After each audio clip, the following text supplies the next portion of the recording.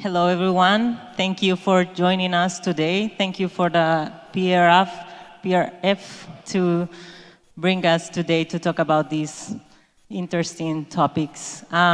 So I do want to thank you for the introduction, but I do want to do a little bit of more introduction on Dario and Jordan. I want to ask you about your coffee roaster shops and about what type of coffees do you manage and... Up to you, Phil.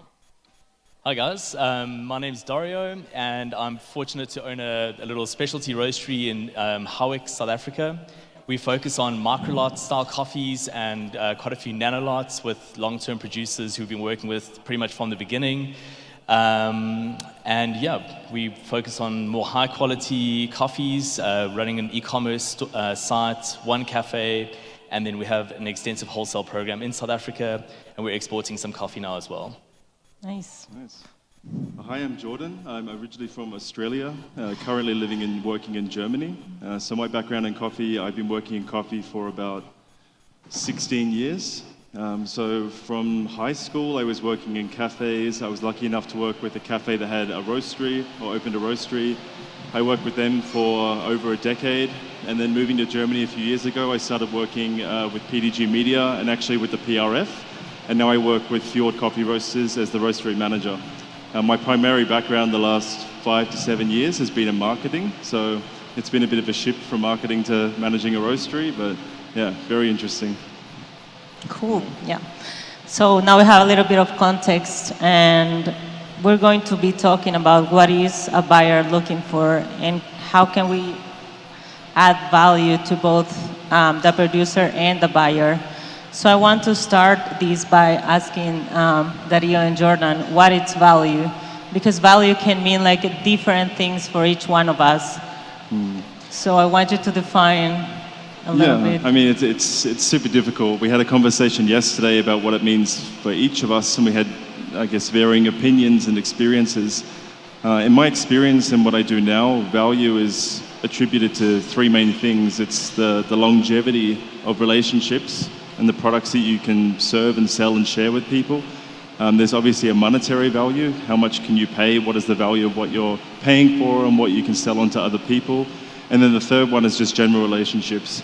How can you transmit the relationship that you have with roasters into what you're selling and providing to consumers? So it's a combination of those three things, and each coffee there's a different hierarchy with each coffee of those three things. So yeah, it's extremely difficult to define, but yeah, that's my experience so far. Yeah.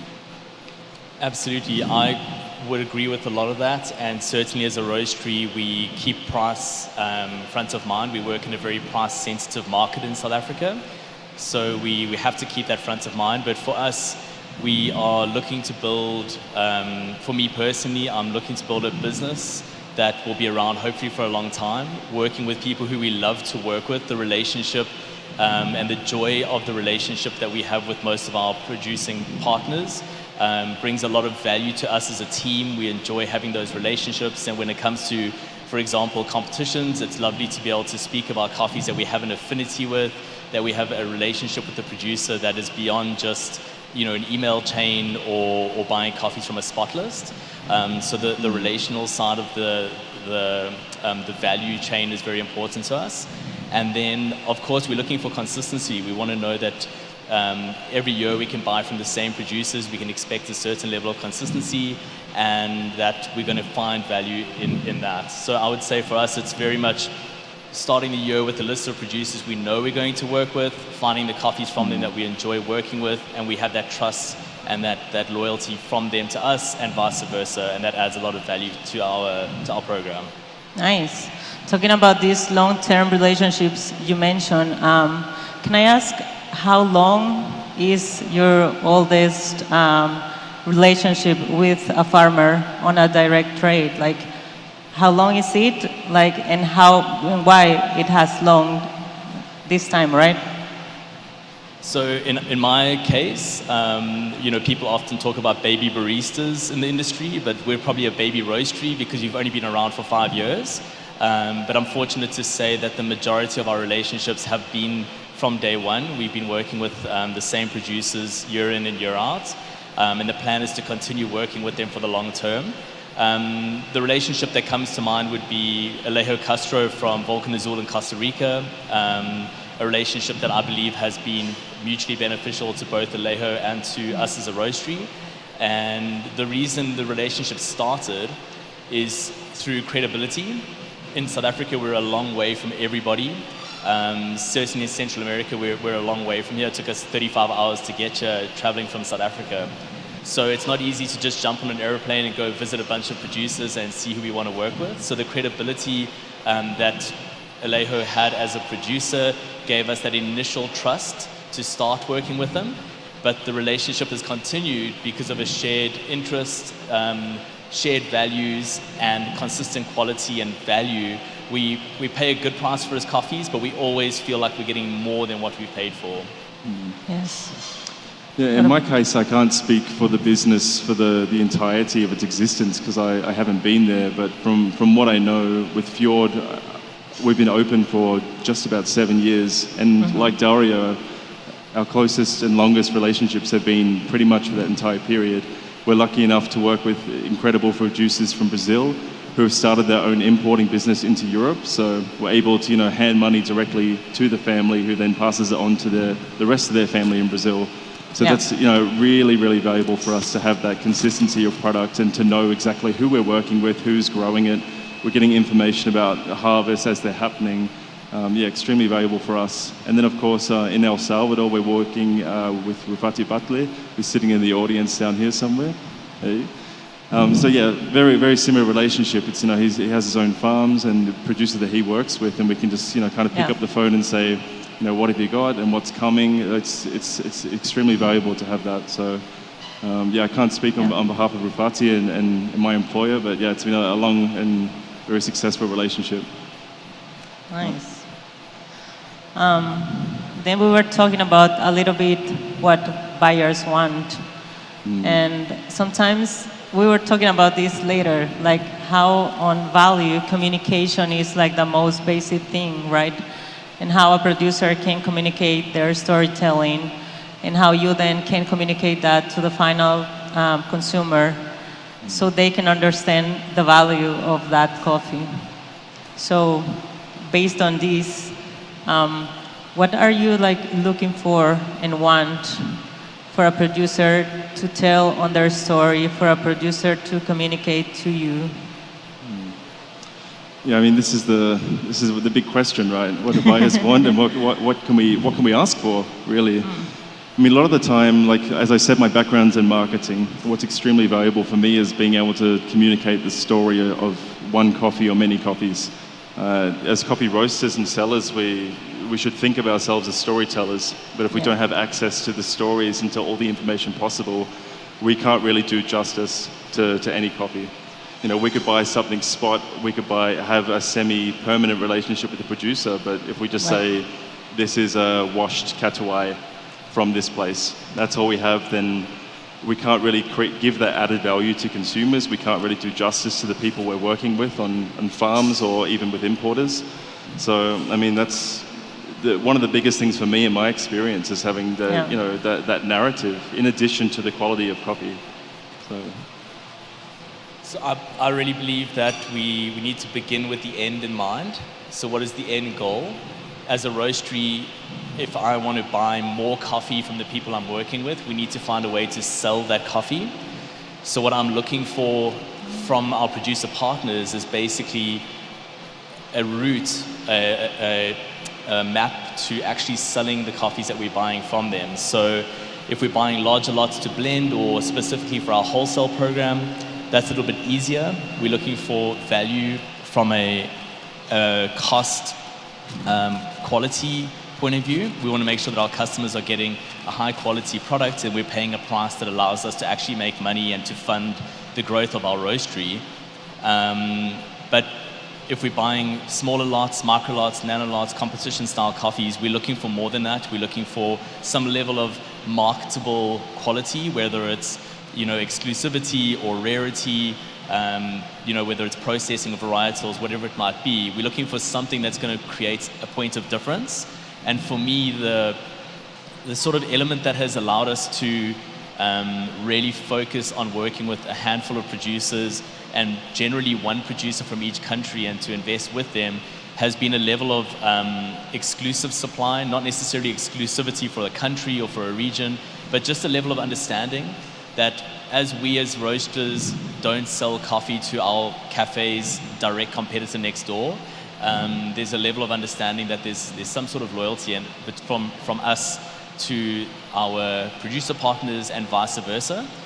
But I think the key is to start with the end in mind. As a producer, are you looking to sell a lot of coffee to, different customers every year, or to sell to the same people over and over again and build that relationship? And that'll determine how to approach that relationship.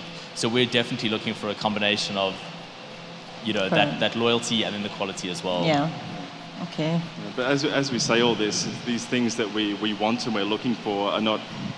We don't often have the opportunity to communicate it to producers directly. So I think producers as business owners should be I don't know how to express it. Should be putting the pressure on exporters and saying, here's all the information about me and here's the things that I want to do. These are the countries I'd like to be in. Throw everything you can at exporters and the people that you work with, because force their hand to give it to us, because we want as much as you can give. So we can't call every producer on the phone and say, please provide us with these things. So it needs to come from both directions, I think. Yeah, to see it as a company, profitable, your own company. Yeah. And I think that led us to the economic vision of value, what you were saying. Really about creating like that extra value or differentiation. It has to translate into a revenue for everyone in the value chain. And I think at the end, the economic vision of the value, it goes to three different things. That is manpower. Basically, if you're a producer, part of your income will go to your workers and your facilities. Then your capital, you have to be profitable, you have to have a return of investment, and then to society, because of course we are creating value. And I think that's like the difference between specialty coffee and like commercial coffee. We're supposed to be making value and transporting that to society, to the producers, to the workers, to everyone in the chain. So we were talking about this like economic vision and how that also can translate into value for you. Like your value will come out of the story you can tell, and like the extra that you can put on the marketing, as we were saying, like how are you going to sell that coffee and present that coffee to the final consumers. Yeah. Absolutely. I think the disconnect from what's happening at origin to the roastery and then from the roastery to the customers is quite hard to bridge. It's a complicated story to tell. Yeah. And the economic value of coffee is quite hard to communicate with the average consumer who many times, our basic conversations happening in the cafe environment, for example, would be around, coffee as a fruit. And people don't even know that a lot of the time. They haven't started at the beginning. So to communicate the economic value of the product in the cup is quite difficult to do from a pure cost perspective. The easiest way for us to sell coffee and to add value is to actually talk about the quality in the cup or something that people can relate to. And that definitely comes down to the story, which we talk about all the time, telling the story. And I think that in the industry at the moment, we're seeing a lot of roasters telling the exact word for word same story from the same producers, but it's just information coming from an exporter or an importer. It's not a genuine connection. And I think that through genuine connection, we can tell the economic story better, but we need time with that same coffee, if that makes sense. Yes, totally. Yeah, whether it's a huge lot that someone's producing, it's a micro lot, having the information about what's gone into that, the economics and costs and investments that have gone into each product, the more that we can take from that story and communicate to customers, it adds value, not just economically in the price that we put on a bag of coffee.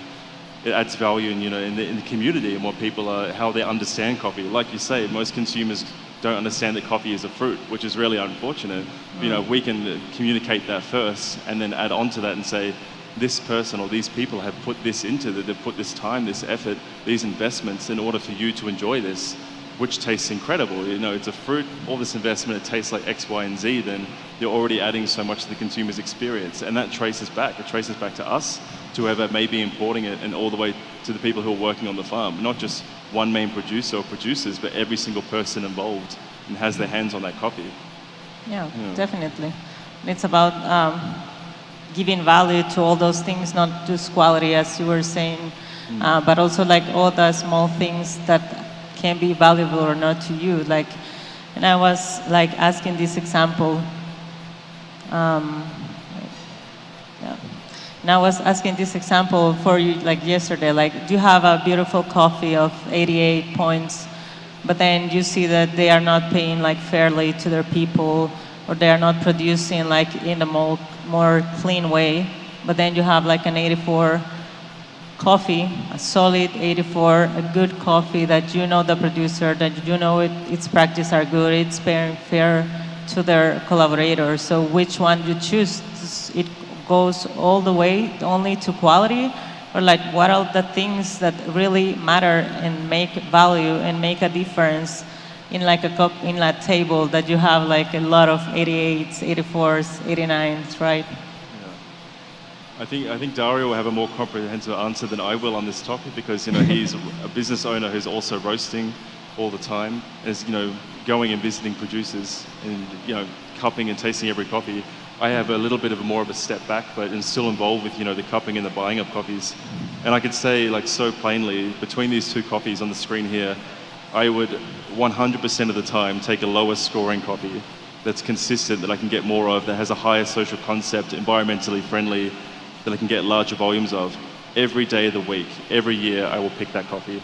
If I get an 89 or 90 point coffee that I can get one bag of one time, or that I don't know who it's from, or that it was produced in a way that's environmentally damaging, no thanks.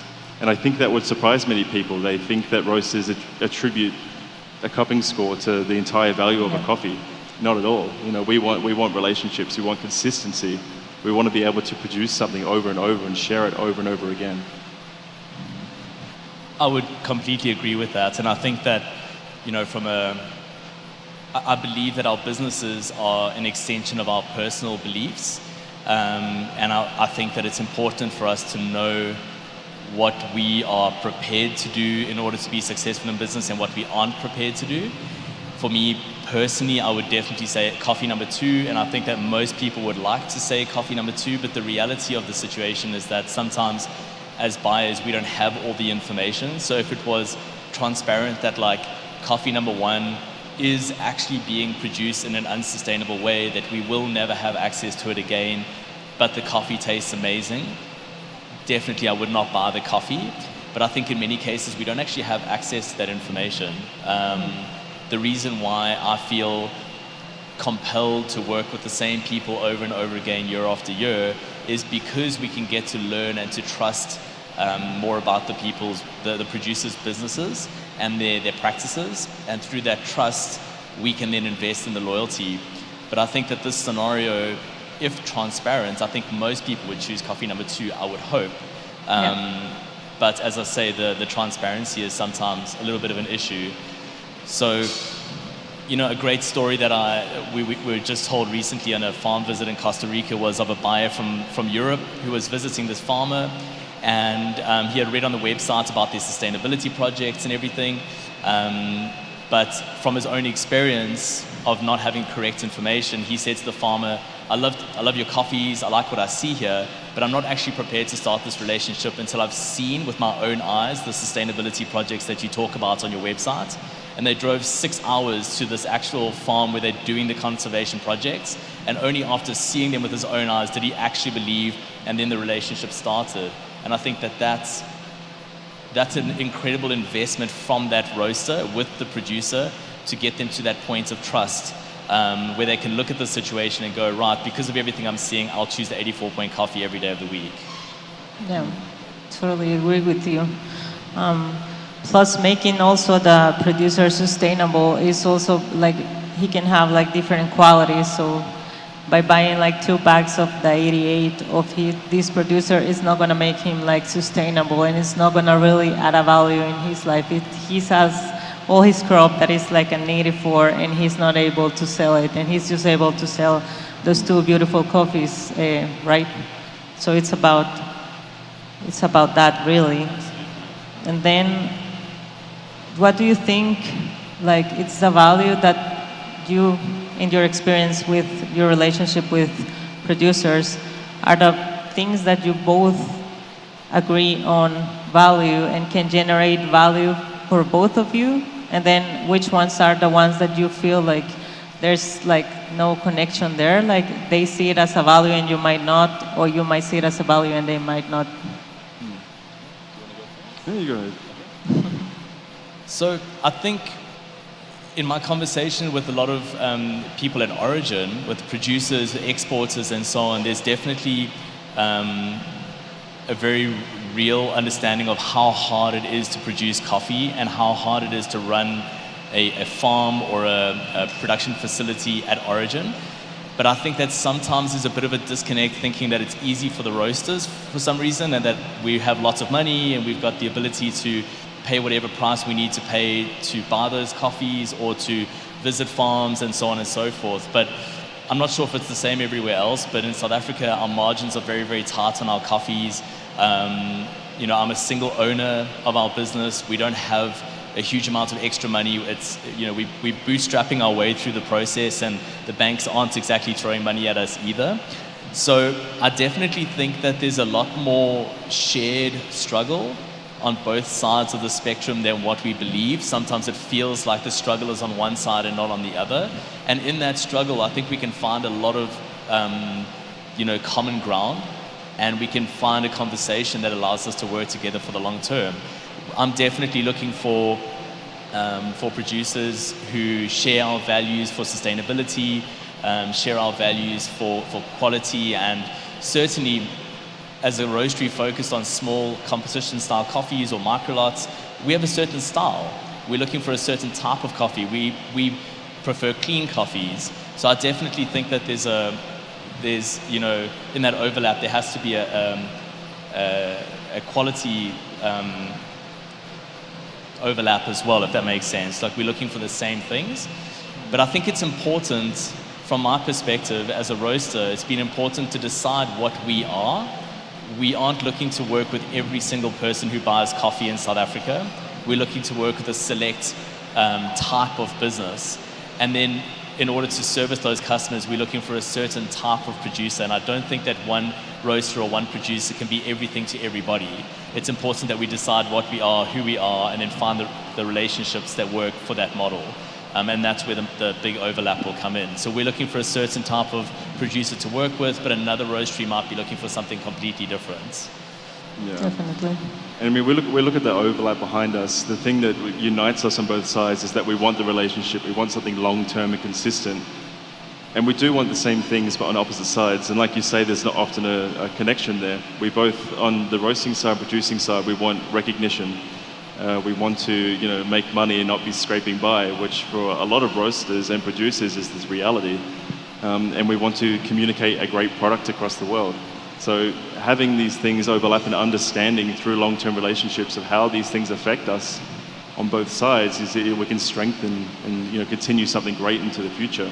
We were having a conversation earlier with the team at Odyssey Coffee, and they were saying that they have they work with a roaster in the United States. I think they started with, they said 20 bags 10 years ago, and then this year they're looking to send them 12 containers, and, you know, which is a phenomenal increase. But that has come from them having that consistent relationship and understanding each other's needs, understanding that sometimes the harvest isn't so good, that sometimes the market is all over the place, and, you know, it's just kind of riding through that storm together and coming out on the other side with something successful and meaningful. So, I mean, that's what these long-term relationships and really, you know, active communication can give to us. Yeah. It's not a WhatsApp every 12 months. It's, you know, maintaining a friendship, really. Yeah, definitely. It's about communication, about the producer communicating all the attributes of his coffee, not just like quality, but everything else, like the story behind that coffee. Then you communicating that to your final customer, and then he being able to pay a higher price because the value that this coffee has, and then that price to go along the way in all the supply chain and goes back to the producer to a fair price, and then to keep that communication, to keep that relationship, to talk about the problems that can happen in a year. Crop can be bad, quality can be bad, quantities can be bad, but like that's about that long-term relationships, to be able to support your producer. And I think for that, we need to step a little bit back on what I was saying on the score. We need to step a little bit back on the score and really think about everything else that makes that coffee great, and to be able to give value to that and to be able to communicate that. Yeah. I have a bit of a funny opinion sometimes about cupping scores, because often a lot of roasters will say, here's this coffee, it's a 89 point, and that's what they tell the consumer. But I've cupped 84, 85 point coffees that I've enjoyed much more than the things that are scored higher. So I mean, not to repeat myself, but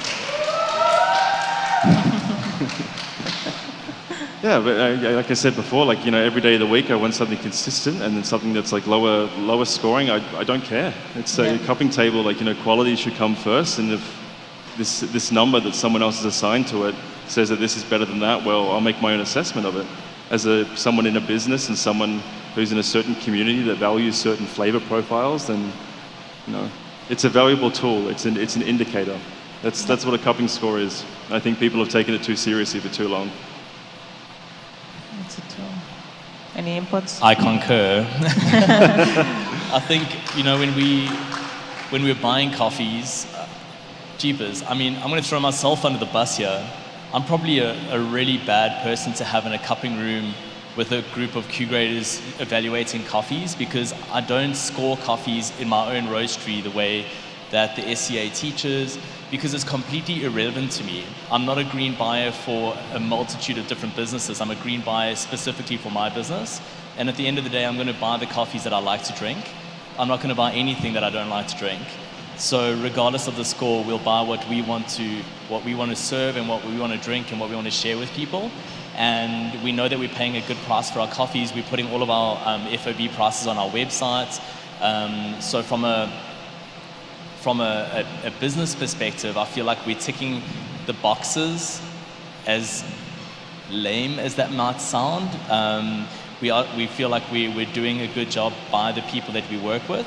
So if I choose a coffee that's got a lower cupping score than another coffee, it's my decision at the end of the day, and it doesn't really affect anybody else. So I completely agree with you. It should almost be like cupping score plus personal views, and that's actually the value that we place on the coffee at the end of the day. I think if anything, in my experience at Fjord, we use cupping score as a calibration tool between the staff. We all do our assessments separately, and then we look at the scores and go, okay, you're a little bit off. Why are you a little bit off? Why are you not calibrated with us? But we never look at a table and go, oh, that one was the highest scoring between the three of us, therefore we'll purchase that one. It's never worked like that, and I hope it never will. Nice. And I know that there's a talk coming up just now, a panel coming up just now with Nicole. We're talking about evaluating the scores of coffees, and I think it's going to be amazing to listen to that as well. So yeah. Definitely, yes. Okay. We also wanted to give some time also to the audience in case everyone wants to jump in or ask any questions to these guys.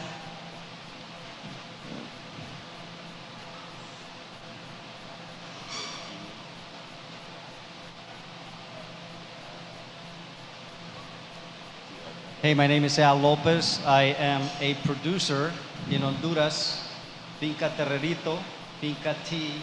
It's easier to pronounce. More than a question, first of all, I just want to say thank you for making that long trip.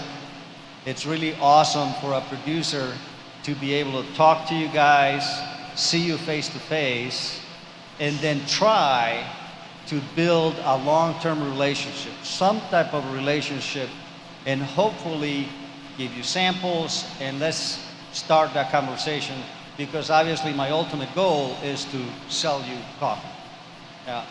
I took a trip back in 2018 to Australia, It's a long way. Yes. From my farm, a very long way. I had a backpack full of samples. I had a great time, love your wine, all that good stuff.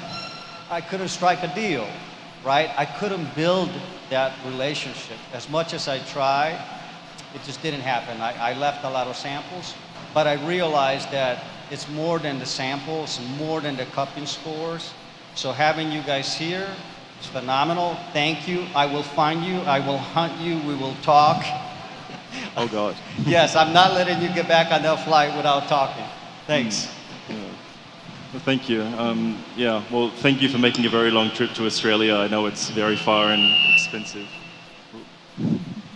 Yeah, I mean, for us, it's extremely valuable to come here and to meet people. And I mean, thank you right back for welcoming us. Like, since I hopped off the plane, I've been overwhelmed by how positive and friendly everyone is. It's like I feel like I'm arriving home. This is only my second time in El Salvador, and, you know, I'm already looking to, you know, how expensive are the houses here? I want to move here. I totally understand what you mean by samples. I have the same experience as a roaster. You know, I have people just sending me multitudes of samples. We have an entire section of our roastery that's just cold call samples. We're just a big box will arrive with samples that are unlabeled. Just say, oh, we're from this person, oh, you know, we're from this company or this farm or something. And I can't imagine how much money people are spending just sending random samples everywhere. But yeah, we have the same experience as roasters trying to, you know, work with cafes. It's, you know, we go out and we try and knock on doors and provide samples, and 99% of the time it doesn't work. It's only by having these longer conversations and, you know, sitting down, having a cup of coffee or sometimes a wine with people, and, you know, understanding that you have the same values. What Dario was saying, it's you don't want to work with someone you dislike or doesn't share the same values as you. And so, yeah. And I know there wasn't a question in there specifically, but we have exactly the same experience with cafes. So as roasteries, we're constantly trying to grow so we can buy more from our producer partners. We wish we could buy from, I wish I could buy from so many producers that we literally just don't have the sales to be able to buy from. So we have the same experience sending samples, you know, following up with cafes and trying to expand our program.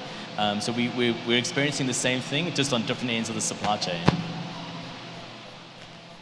Thank you. We had another question at the back, maybe? Hola, mi nombre es Timur Mariterra, importador España, Barcelona. Tengo dos preguntas, una para productor, otra para tostador, y me gustaría escuchar una respuesta un poco más práctica. Es evidente que tostador quiere escuchar información, tener más datos. Por favor, por vuestro punto de vista, top 5 de datos e información más importantes para tostador, cómo va a usar y por qué quiere conseguir esta información. Top 5 de datos de productor. Y pregunta para productor. Es también evidente que buscan relaciones a largo plazo, pero en la práctica sabemos que muchos productores entran con esta idea y año siguiente salen. Entonces pregunta, ¿por qué productor sale de relaciones de largo plazo? ¿Puedes repetir la pregunta al productor? La última pregunta. Relaciones a largo plazo. Hablamos que es muy importante, eso permite crecer, permite mejorar la tasa, mejorar rendimientos, etcétera, ¿no? Todos entendemos que es muy bonito, muy correcto 6, 10 años seguir trabajando juntos, tostador con productor.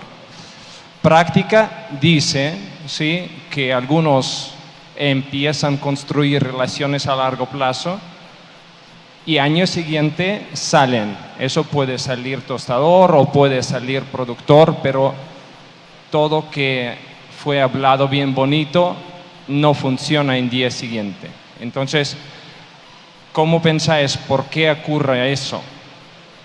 ¿Por qué pasa eso? ¿Qué razón principal? ¿Por qué buenas ideas no se realizan? Y pregunta para tostador, si podemos conseguir mucha información de productor, altura, variedad, proceso, proyectos sociales, no sé, cuántos perros tiene productor, mucha información. 5 puntos más importantes que tiene que tener tostador. ¿Cómo va a usar esta información? ¿Para qué necesita información? Perhaps you can translate it for us. I didn't catch all of it.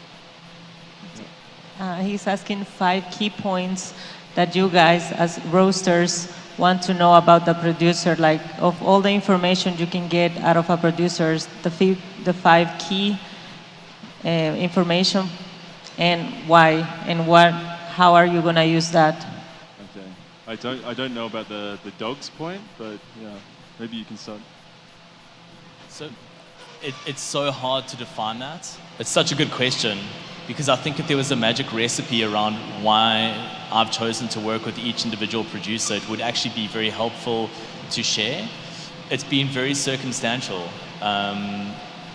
A group of the producers we work with in Africa, for example, our relationships started when my company was very young, and it was through a trusted buyer based in South Africa who shared a host of samples with me. I really loved the coffees.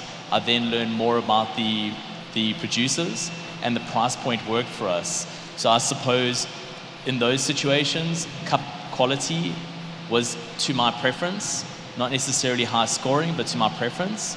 The price was workable for our business. And then the mission behind the producers' businesses aligned with my values around sustainability, about longevity, and empowering the farmers they were working with. And there was a growing brand, which I think is another thing that we haven't really touched on, is the power that the producers' businesses and brand can bring to our roasteries as well, and vice versa. So those aren't necessarily 5 points in order of what I would focus on, but those are factors that have really influenced the decisions that we've made to work with certain producers.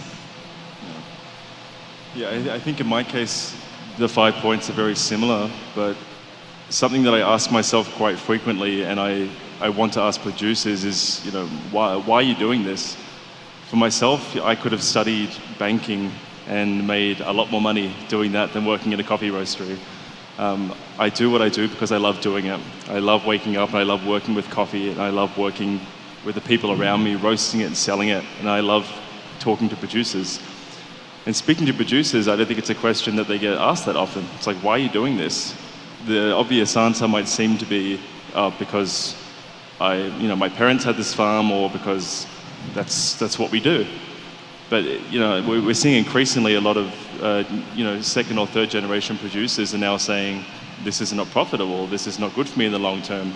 So for those who are still doing it, I want to know why they're doing it. Whether they have a 150-year history of their family on that farm and it's so important to them, or maybe they go, I don't care if I'm not making that much money, I'm going to make this better. So I think a lot of the same, like cup quality, missions and values, they align, that the price is something that's not going to make us broke, or that that makes everybody happy. But yeah, for me, a why is always very high at the top of the list. It doesn't need to always be that philosophical, but I think that's something that's often overlooked, and I think should be talked about more.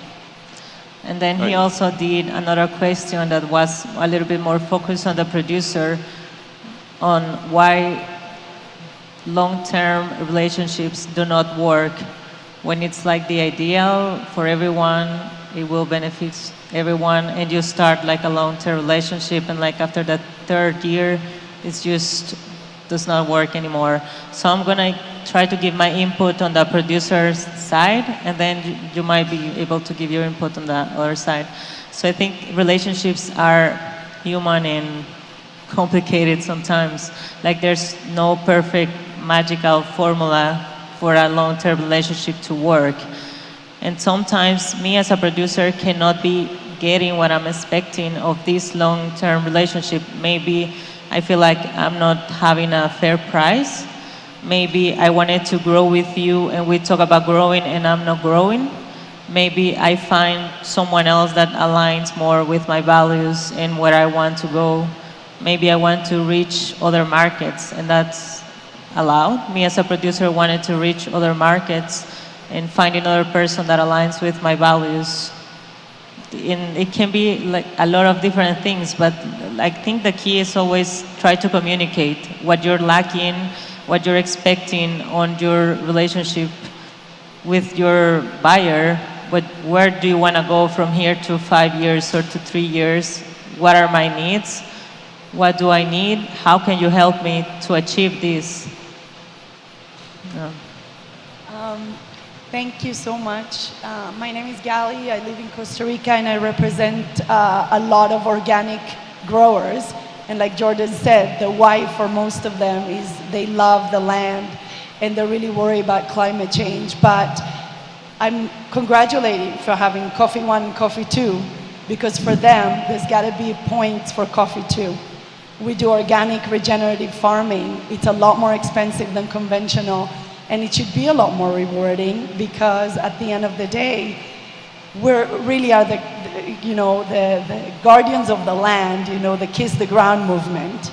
And my question to you is, when you choose coffees, because I'm trying to open the door for a lot of them to do direct selling and cut some of the intermediaries just because they get such a low price per pound, is how do you look at farmers for them to learn? What do we do to present the fact that we're different? We know organic regenerative farming is very different and should be rewarded. Sorry, could you repeat the last part of that question? How do you help farmers communicate with you that they are organic regenerative, and therefore if they're an 84 or an 83 or an 85, they should get more points for working so much harder and having such higher cost for being regenerative organic? Yeah. I mean, wouldn't it be interesting if each coffee had a score that was not just quality, but attributed to the time put in, whether you have to carry out, carry a coffee out on horseback, and whether or not how many years you've been toiling away on these pieces of land? That would be incredible. But we're not there yet. Incredible. Yeah. But in terms of, I have limited experience, communicating with producers directly as a buyer. I kind of do it as part of a group of people. There's this tendency that we don't want to overwhelm.